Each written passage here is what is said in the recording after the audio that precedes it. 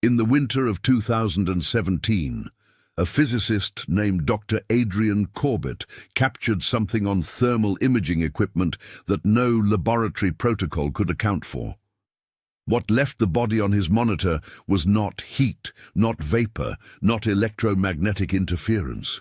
It drifted upward through solid ceiling tiles, faded into total darkness, and left behind a cold so absolute that 3 separate thermometers registered readings below what the air itself should allow.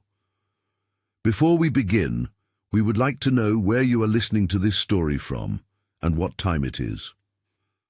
Dr. Adrian Corbett had spent nearly 2 decades working in experimental thermodynamics at a private research institute outside Burlington, Vermont. His career had been built on precision. He measured entropy, he tracked energy loss in closed systems, he studied the thermal signature of decay. Nothing in his work had ever suggested the presence of anything beyond matter, heat, and measurable force. He did not believe in spirits. He did not entertain the possibility of consciousness existing outside the brain. He considered death to be a biological event with predictable thermal consequences. In the autumn of 2016, Corbett received approval for a study examining post-mortem heat dissipation in controlled environments. The goal was clinical, practical, and entirely secular. He wanted to understand how quickly a human body loses warmth after cardiac arrest, how environmental conditions affect cooling rates, and whether certain metabolic states prior to death influence the thermal signature left behind. The research had applications in forensic science, emergency medicine, and trauma response. It was a study rooted in temperature, time, and tissue, nothing more. The institute provided him with a small observation chamber adjacent to the county medical examiner's office. The space had been used before for similar work. It was sterile, windowless, and equipped with controlled ventilation, refrigeration units, and mounting brackets for monitoring equipment. Corbett set up 4 infrared cameras, 3 thermal imaging sensors, 2 electromagnetic field detectors, and a series of environmental probes that recorded temperature, humidity, and air pressure at 5-second intervals. Every piece of equipment was calibrated twice. Every data stream was logged digitally and backed up to an external server. The first subject arrived in early November, a man in his 70s. Natural causes, no trauma, no signs of violence. Corbett recorded the body's surface temperature at 33.2 degrees Celsius. Over the next 6 hours, the readings declined in a predictable curve. The thermal cameras showed gradual, uniform cooling. The electromagnetic sensors detected nothing. The air pressure remained stable. The data was clean, consistent, and entirely unremarkable. He repeated the process with 7 more subjects over the following weeks. Each time, the results matched known thermodynamic models. Each time, the equipment behaved exactly as expected. Corbett began drafting his preliminary report. He anticipated publication by spring. Then, on the evening of January 14th, 2017, a woman was brought into the observation chamber following a sudden cardiac event. She had been found unresponsive in her apartment. Paramedics had attempted resuscitation for 22 minutes without success. She was declared dead at the scene. Her body arrived at the examiner's office less than an hour later. Corbett was notified, and he prepared the chamber as he had done before. Her name was Elise Margaret Tennyson. She was 41 years old. No history of drug use, no signs of foul play. The preliminary autopsy suggested an arrhythmia, possibly congenital. Corbett did not ask for details. He was not concerned with cause of death. He was only interested in what happened after. He positioned the body on the examination table at 8:43 in the evening. The room was held at 18 degrees Celsius. He activated the cameras, initialized the sensors, and began recording. The initial thermal signature was 34.7 degrees. Slightly warmer than expected, but not outside normal variation. He noted it in his log and returned to his desk in the adjacent control room. For the first 90 minutes, everything proceeded as usual. The body cooled steadily. The infrared display showed a gradual fade from orange to yellow to pale blue. The environmental sensors reported no anomalies. Corbett reviewed the data on his monitor, compared it to previous recordings, and found no deviation. At 10:17, the temperature of the body reached 30.1 degrees. The cooling rate had slowed slightly, which was consistent with the surrounding air stabilizing. Corbett made a note and prepared to run a secondary diagnostic on the electromagnetic sensors, which had been reading slightly higher baseline noise than usual. Then, at 10:22, the thermal cameras registered a spike. It was small at first, less than half a degree, localized to the upper torso just below the clavicle. Corbett frowned and checked the calibration logs. The cameras were functioning normally. He switched to a different sensor. The reading was identical. The surface temperature in that specific area had risen by 0.4 degrees in under 10 seconds. He leaned closer to the screen. The spike spread, slowly, a diffuse bloom of warmth moving upward from the chest toward the throat, then toward the head. The increase was subtle, no more than 1 degree total, but it was happening in reverse of every thermodynamic principle he understood. Bodies do not generate heat after death. Cells do not resume metabolic activity once cardiac arrest has occurred. There is no biological mechanism that allows a corpse to warm itself. Corbett switched the display to real-time thermal imaging. The woman's body appeared on the monitor in a gradient of blues and greens, but near the center of her chest, a faint patch of yellow had begun to form. It pulsed, not rhythmically, but irregularly, like something stirring beneath the surface. He activated the second camera. Same result. He checked the electromagnetic sensors. They were spiking, intermittent bursts of low-frequency interference, cycling every 8 to 12 seconds. The pattern was erratic, but it was there. The air pressure gauge showed a slight drop. 0.03 millibars, negligible, but measurable. Corbett stood and walked to the observation window. The chamber was visible through reinforced glass. The lights inside were dim, set to low output to avoid thermal interference. He could see the body on the table, still, pale, motionless. But the readings continued. At 10:29, the thermal bloom intensified. The patch of warmth near the chest began to elongate, stretching upward toward the woman's face. The cameras tracked it in real time. It was not heat radiating outward. It was heat moving, concentrated, directional. Corbett returned to his desk and opened the raw data logs. The temperature at the source point had climbed to 32.3 degrees, warmer than it had been 20 minutes earlier, warmer than the surrounding tissue, warmer than the air. He checked the ventilation system, functioning normally. He checked for equipment malfunction, none detected. He reviewed the camera feeds frame by frame. The anomaly was visible on all 4 angles. At 10:34, the electromagnetic sensors began emitting a steady tone, a low hum that Corbett had never heard from the equipment before. He silenced the alert and pulled up the frequency analysis. The interference was clustering around 8.2 Hertz, a frequency far below the normal range of electrical noise. It was too organized, too persistent. And then, at 10:37, the thermal signature moved. Not the body. The body remained still, but the heat, whatever the cameras were detecting, lifted. It separated. Corbett watched the monitor as the warm patch began to rise from the surface of the woman's chest. Slowly at first, then with increasing definition. It was no longer diffuse. It had shape, not solid, but coherent. A column of warmth, roughly the width of a human torso, ascending vertically from the body. The infrared display rendered it as a graduated smear of yellow and orange against the cooler blue background of the room. It drifted upward at a rate of approximately 3 centimeters per second. Corbett did not move. He did not speak.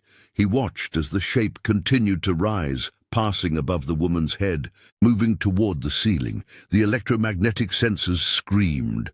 The air pressure dropped by another 0.05 millibars.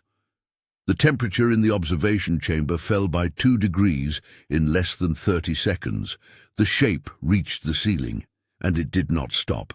The thermal cameras tracked it through the tiles, through the insulation, through the concrete ceiling above. It continued upward, fading gradually as it moved beyond the range of the sensors. At 10:39, the last trace of it disappeared from the display. The room returned to baseline. The electromagnetic interference ceased. The air pressure stabilized. The temperature began to climb back toward 18 degrees. Corbett sat in silence for nearly 10 minutes. His hands were shaking. He replayed the footage. Frame by frame, the shape was there, visible, measurable, rising, fading, gone. He checked the woman's body. The thermal signature had returned to normal post-mortem cooling. The surface temperature was now 28.6 degrees, exactly where it should have been based on the timeline, as if nothing had happened, but something had. He saved the footage to 3 separate drives. He locked the raw data logs. He wrote a preliminary observation in his notes, then deleted it. He did not know what to write. He did not know what he had seen. He went home at midnight. He did not sleep. The next morning, Corbett returned to the lab and reviewed the recordings again. In daylight, with coffee, with a clear mind, he expected to find an error, a glitch, a calibration drift, some rational explanation that had eluded him in the moment. But the footage was unchanged. The shape was there. The temperature gradient was there. The electromagnetic interference was there. The air pressure drop was there. Every sensor had recorded the same event simultaneously. There was no cross-contamination, no feedback loop, no equipment failure. He checked the timestamps. Everything aligned. The anomaly had begun at 10:22 and concluded at 10:39. 17 minutes. Documented by 4 independent cameras and 6 environmental probes. Corbett contacted the manufacturer of the thermal imaging equipment. He described the readings in technical terms, omitting any reference to the human subject. He asked whether the cameras were capable of detecting localized convection currents or radiant heat transfer in a controlled environment. The technician assured him that the equipment was functioning as designed. Convection would not produce the kind of directional movement he had described. Radiant heat would dissipate uniformly. The readings he was reporting were inconsistent with known thermal behavior. Corbett thanked him and ended the call.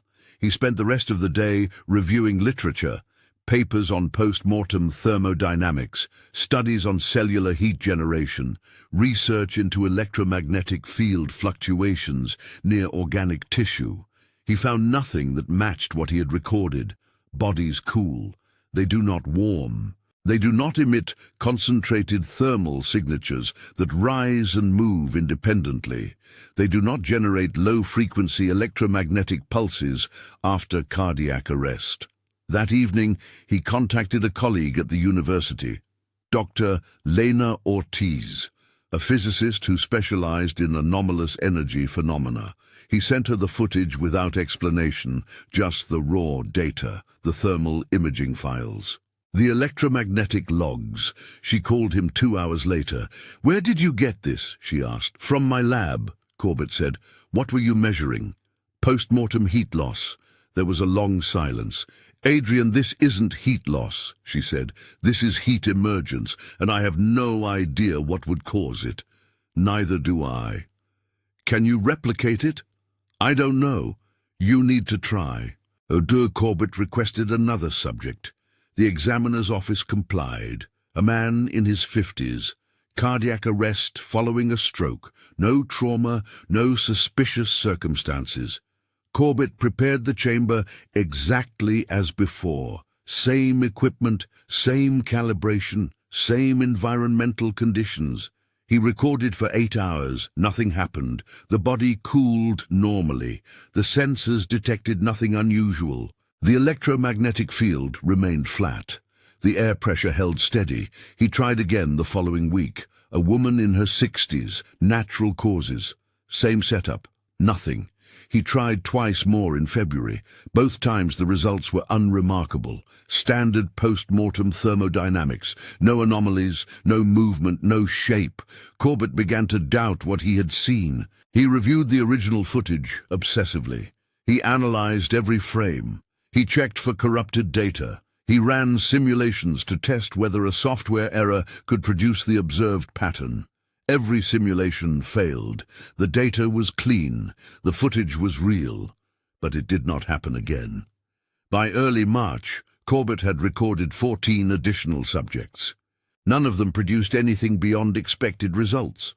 The January event remained singular, unexplained, unrepeatable.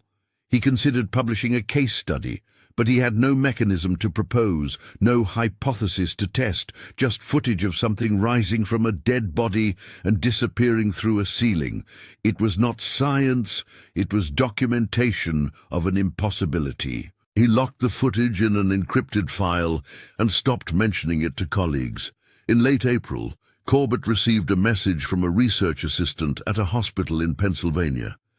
The assistant had heard through informal channels that Corbett had been conducting post-mortem thermal studies. The assistant wanted to know if Corbett had ever encountered unusual readings during the first hour after death. Corbett asked what kind of readings. The assistant described an incident in their morgue 3 weeks earlier. A patient had died following surgery. Routine procedure, no complications during the operation, but 20 minutes after death, the staff reported a sudden drop in temperature in the room. The air conditioning was functioning normally, the ventilation was stable, but the temperature had fallen by nearly 4 degrees in less than a minute.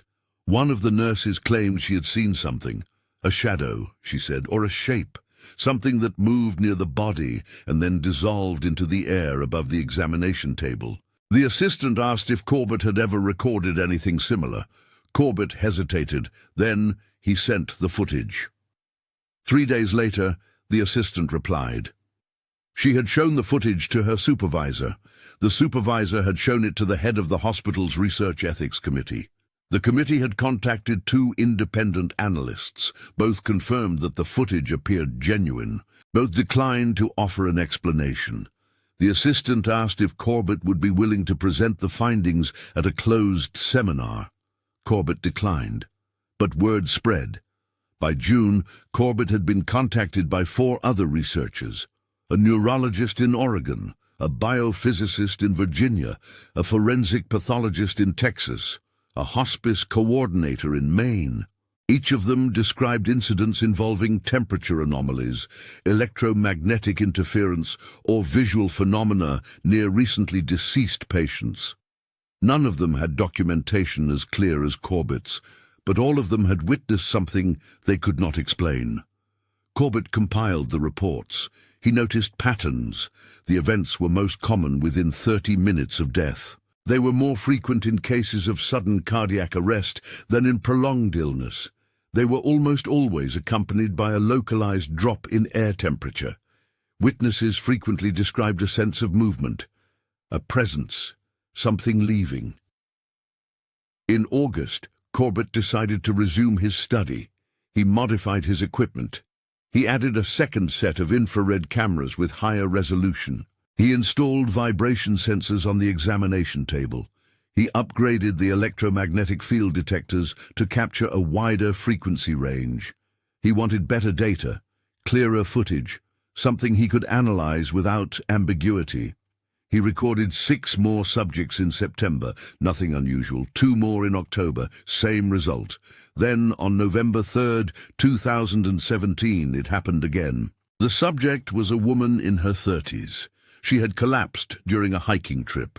Cause of death was suspected to be a pulmonary embolism, though the autopsy had not yet been completed. Her body arrived at the observation chamber at 9:15 in the evening. Corbett initialized the equipment and began recording. At 9:41, the thermal cameras detected a spike. Same location, upper chest, just below the sternum. Corbett stood immediately. He switched to real-time monitoring. The heat signature was forming. Slowly. A concentrated bloom of warmth rising from the core of the body. The electromagnetic sensors began to fluctuate. Low-frequency interference, cycling between 7 and 9 Hertz. The air pressure dropped. Corbett activated the secondary cameras. All angles confirmed the same phenomenon. The warm patch was expanding, taking shape, separating from the body. At 9:46, it began to rise. This time, Corbett recorded it in high definition. He captured the shape as it lifted from the woman's chest, ascending in a slow, deliberate arc. It was not vapor, it was not smoke. It was a column of warmth, visible only to the infrared sensors, drifting upward through the air. The temperature in the chamber fell by 3 degrees. The shape moved toward the ceiling. It passed through the tiles without resistance. The cameras tracked it until it faded from range. At 9:51, the room returned to baseline. Corbett saved the footage immediately. He backed it up to 5 separate drives. He documented every sensor reading, every timestamp, every environmental variable. And then he watched the footage again, frame by frame, slowed to quarter speed. He saw it clearly now. The shape was not random. It had structure, vague but present. A central column with diffuse edges. It moved as if guided. Not by wind, not by convection. It drifted upward with purpose. And at the very end, just before it faded, Corbett saw something else. A flicker, a brief distortion in the thermal gradient, lasting less than 2 seconds. It looked, for just a moment, like the outline of a human form. Corbett did not sleep that night. He reviewed both recordings, the one from January and the one from November, side by side. The similarities were undeniable. Same thermal pattern, same electromagnetic signature, same air pressure drop. Same upward trajectory, but there were differences too. The November shape had been slower, more defined. The electromagnetic interference had been stronger, the temperature drop had been sharper, and the flicker at the end. That was new. Corbett enhanced the final frames. He adjusted the contrast, isolated the thermal data, and rendered the gradient in false color. The outline appeared again, faint, fragmented, but unmistakably humanoid, head, shoulders, torso, fading into darkness, gone. Corbett spent the next 2 months attempting to replicate the event under controlled conditions. He modified the environmental variables. He tested different temperatures, different humidity levels, different air pressures. He recorded 19 additional subjects. He analyzed thousands of frames of footage. Nothing happened. The phenomenon remained rare, unpredictable, beyond his control. In January of 2018, Corbett drafted a paper. He titled it Anomalous Thermal Signatures in Post-Mortem Observation, a Case Study. He described the equipment, the methodology, the environmental conditions. He included the thermal imaging data, the electromagnetic logs, and the enhanced frames showing the humanoid outline. He submitted it to 3 journals. All 3 rejected it. The feedback was consistent. The findings were extraordinary, but the sample size was too small. The phenomenon could not be replicated. The data, while compelling, did not meet the standard for publication. One editor suggested that Corbett had recorded a sensor malfunction. Another recommended he consult with an engineer. Corbett withdrew the paper. By spring of 2018, Corbett had stopped conducting the study. He dismantled the observation chamber. He archived the footage. He moved on to other projects, but the recordings remained. In June, Corbett was contacted by a journalist, a writer for a magazine focused on unexplained scientific phenomena. The journalist had heard about Corbett's work through a network of researchers and wanted to interview him. Corbett declined. The journalist persisted. She explained that she was writing a feature on death-related anomalies observed in clinical settings. She had spoken with nurses, doctors, and hospice workers who described lights flickering at the moment of death, sudden temperature changes, equipment malfunctions. She wanted to know if Corbett had documented anything similar. Corbett considered it. Then he sent her a single frame from the November recording, the clearest image of the thermal shape isolated against a black background. The journalist called him the next day. "What am I looking at?" she asked. "Something I can't explain," Corbett said. "Is this real?" "Yes." "Can I use it?" Corbett thought for a long time. "No," he said. "Not yet." The footage has never been made public. Corbett has not published his findings. The recordings remain locked in an encrypted archive, accessible only to him and 2 trusted colleagues. He has not resumed the study. He has not recorded another subject, but the questions remain. What did the cameras detect? What left the body in those 17 minutes? Was it heat? Was it energy? Was it something else? Corbett does not have answers. He knows only what the sensors recorded. A concentrated thermal signature rising from the chest of a deceased woman, drifting upward through solid matter, fading into darkness beyond the range of his equipment. A shape that resembled, for just a moment, the outline of a person. Something left, something that should not exist, something that science has no framework to measure. There are others now. Researchers in hospitals, morgues, and research institutes around the world. They have recorded similar events: temperature anomalies, electromagnetic disturbances, unexplained movement. Most of them keep their findings private. Most of them fear ridicule. Most of them do not know what to call what they have seen. Corbett does not speak publicly about the recordings. But he has not deleted them. He has not dismissed them. He reviews the footage occasionally, late at night when the lab is empty. He watches the shape rise. He watches it drift. He watches it fade into the darkness above. And he wonders, as he has since that night in January of 2017, where it went.